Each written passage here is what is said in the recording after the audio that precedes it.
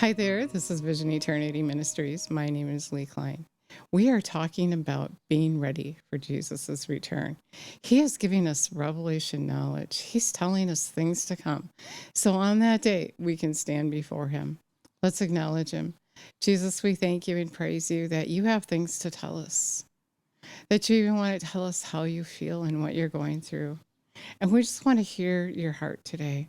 We're just open to receive your word.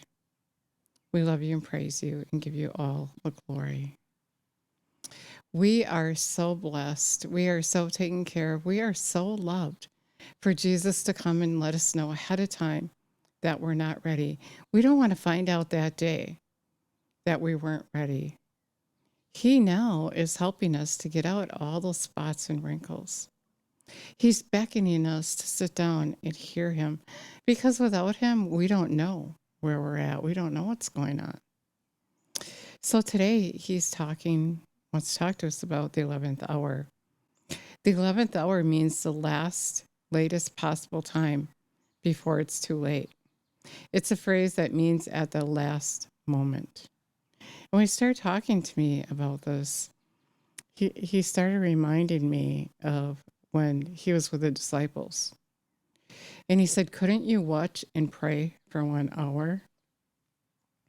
And that's what he's saying to us today. He was going through the worst hours of his life. He was devastated, the word says. And he was asking the disciples to stay awake and watch for 1 hour. I want to read some of this to you. So he told the disciples to sit down while he went yonder to pray. And it says that he began to show grief and distress of mind. He was deeply depressed. Just think of the emotions Jesus was having because what he knew was about to happen. Going a little farther, he threw himself on the ground on his face and prayed, saying, Father, if it's possible, let this cup pass from me. But nevertheless, not what I will, not what I desire, but as you will and desire. And he came to the disciples and he found them sleeping. He said to Peter, what, are you so utterly unable to stay awake and keep watch for me for 1 hour? All of you must keep awake, give strict attention, be cautious and active, and watch and pray that you may not come into temptation. The spirit indeed is willing, but the flesh is weak. Again, a second time, he went away and prayed, my Father, if this cannot pass by unless I drink it, your will be done. And again he came and found them sleeping, and their eyes are weighed down with sleep. So leaving them again, he went away and prayed for the third time, using the same words. He was distressed. Then he returned to the disciples again. Are you still sleeping and taking your rest? Behold, the hour is at hand, and the Son of Man is to be betrayed into the hands of wicked sinners. Get up, let's get going. See, my betrayer is at hand. Jesus was distressed for what was to come. He knew everything that was going to happen. And what he's saying to us today is he's about to return. And many are not ready for his return, and he's distressed for what is to happen. He loves us so much that he's distressed. He's long-suffering. He's going through for the pain of you ever love someone so much that when they hurt, you hurt? That's what he's saying. That's why he did what he did. He bore your sickness, your disease, your sorrow and pain because he hurt for you. He wanted to take your pain for you. He personally said that to me. He said, I hurt because I wanted to hurt for you. That's why I did what I did. So you wouldn't have to hurt. And still we're not receiving that. You know, the people that are lost. I'm getting a little ahead of myself. But they're lost because we who say we believe are idle. We're not taking this seriously. We don't know how Jesus is feeling. unless we sit with him. And we're too busy to sit with him. We're too busy. He's asking us to watch and pray. Pray for him. Pray for those people that are about to perish. Pray that you can do his will instead of being about yourself. Jesus put himself aside. Father, if you can take this cup, if you can't, right? He's asking you to give up your life and go for him, for those who are lost. Matthew 20, the kingdom of heaven is likened to the owner of an estate who went out in the morning along the dawn to hire workmen for his vineyard. After agreeing with the workers for a denarius a day, he sent them into the vineyard. And going about the third hour, he saw others standing idle in the marketplace. That just reminds me of us. Just standing idle. We've already been paid. We already have salvation. But we're standing idle. He went up again the 6th hour and the 9th hour, and he did the same. And about the 11th hour, he went out and found all still workers standing around. And he said to them, why do you stand here idle all day? Jesus is saying that to us. Why are you idle? I'm coming. Why aren't you doing my work? Why aren't you letting them know they will perish? Then they answered, because no one's hired us. And this reminds me of so many people say, I don't know what he wants me to do. I'm waiting for him to tell me. He said, go out into the vineyard also, and you will get whatever is just and fair. He's saying, go. He'll lead your steps. He'll tell you what to do. But on that day, you're not going to be able to say, you didn't tell me. So actually, how do you go? It starts with sitting at his feet, hearing his voice. My sheep know my voice, and they follow me. But are we his sheep? Are we sitting there? Are we intending to hear his voice so we can do that work? Now, when the first came, okay, I actually got ahead of myself. Verse 8, this is Matthew 20, by the way, if I didn't say so.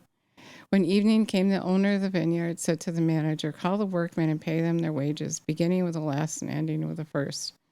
And those who had been hired at the 11th hour came and received a denarius each. Now, when the first came, they supposed they would get more, but each of them also received a denarius. And when they received it, they grumbled at the owner of the estate, saying, these men came last and worked no more than an hour, and yet you have made them rank with us who have borne the burden of the scorching heat of the day. But he answered one of them, friend, am I doing you no justice? Did you not agree with me for a denarius? Take what belongs to you and go. I choose to give to this man hired last, the same as I give to you. Am I not permitted to do what I choose with what is mine?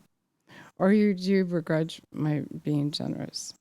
Is your eye evil because I'm good?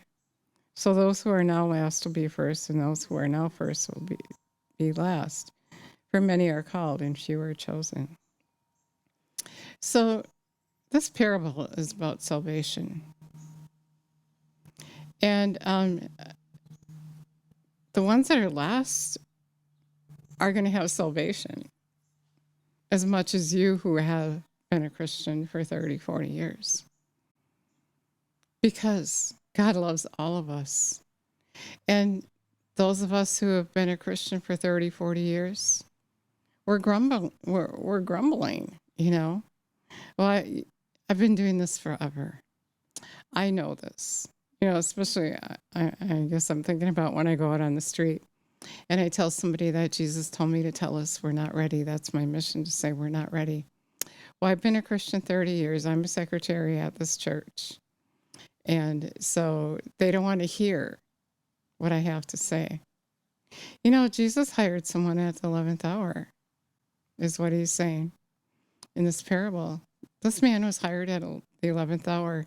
And maybe this man had that fresh word that person that has been a Christian for 30 years already can't even hear anymore, because you come so accustomed to your ways that maybe you don't look at the word anymore and you don't get that revelation that you need to get. You don't sit at Jesus' feet. You just do that thing that you've always done.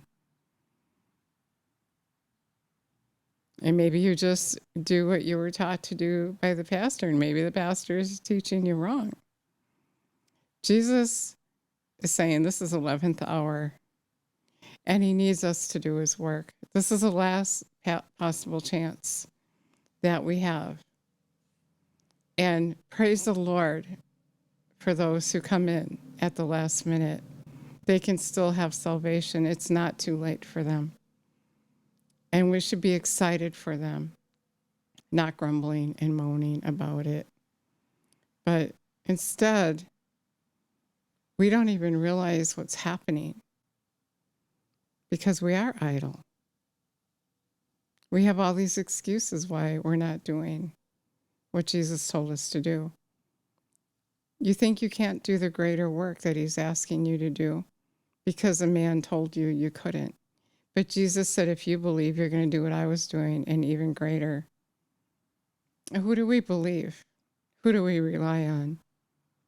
Man or what Jesus said?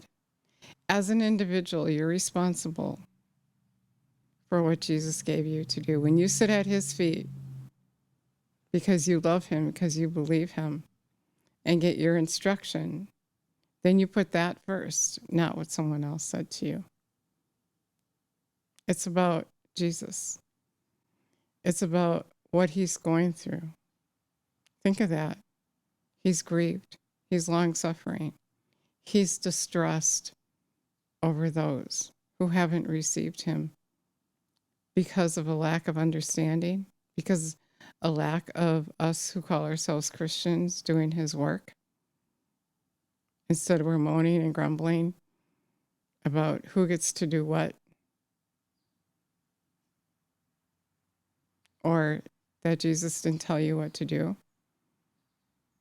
He did tell you what to do. And if you take him seriously, he'll give you the details of that. So that's what he's saying today. This is 11th hour. To me, that's pretty scary to say that I'm a Christian and I haven't done the work that Jesus called me to do and I don't have much time left. So really, it's time to get off the church bench and go and do his work. Just go do it. No excuses. On that day, Matthew 7:21-23, Jesus said, not everyone who calls me Lord will enter into the kingdom of heaven. You might be calling him Lord. But if you're not doing his work, what is he going to say to you? I didn't know you, away from me. You didn't care about what I cared about. You didn't do what I asked you to do. And you say, but Lord, you didn't tell me where to go or what to do. But Lord, I did this. In your name, I did that in your name. You're going to argue with him. And that's not going to get you anywhere. And so now realize, if you don't believe me, he told me we're in the 11th hour. If you don't believe me, that's fine. Get on your knees and find out yourself. That's what you should do. I'm just here to encourage you. Maybe you've gotten off the path. Maybe you're lukewarm and you need to get on fire again. I'm here to help you to do that. You don't want to think that you've been a Christian for 30 years and then that day you stand before him, he tell you, away from me. I never knew you. Wouldn't that be awful? Take heed. Swallow your pride. Listen to whoever Jesus sends your way. It's not about you. It's about your neighbor. It's not about you. It's about Jesus. It's about your Father. It's about love. He cares for those who don't know him. And so much of the time I hear people say, well, I'm saved. I don't have to worry about what so-and-so is doing. I don't have to, that's none of my business. It's about me. I care about me. It's really what you're saying. If you just care that you're saved and they're not, then maybe you're not really saved, because if you're really saved, you're going to love your neighbor. You're going to care about what he cares about. Revelation 3:19 and 20. Revelation 3:19, Jesus said, He corrects those he loves. He's correcting us. He's giving us instruction. He's telling us things to come ahead of time so that we don't perish. Revelation 3:20, he said he's knocking at the door of your heart. If you would heed his voice, he would come and live on the inside of you. And he would dine with you. But you got to heed his voice. The invitation is for you if you heed his voice. And so if you want to heed his voice, if you want to go and do that work so that someone else can have what you have, so that person can be saved that isn't saved, then say this prayer with me. Jesus, come and live on the inside of me. Help me to care about who you care about. Help me to care enough to put myself aside like you did, to lay my life down and go ahead and do your work for you. I believe in you. I believe you, and I believe that I can do everything that you're calling me to do. Because you're with me, you live on the inside of me, and I intend to heed your voice. And I take your correction. Help me. I can't do anything without you. Let me praise you. You seriously can't do anything without him. And take notice of what he said he's going through. 2 Peter 3, verse 9. He said he's long-suffering as he waits for us. He doesn't want to come because we're not ready. It's not his will that one should perish. Care about what he cares about. Be a part of his life. Thank you so much for listening to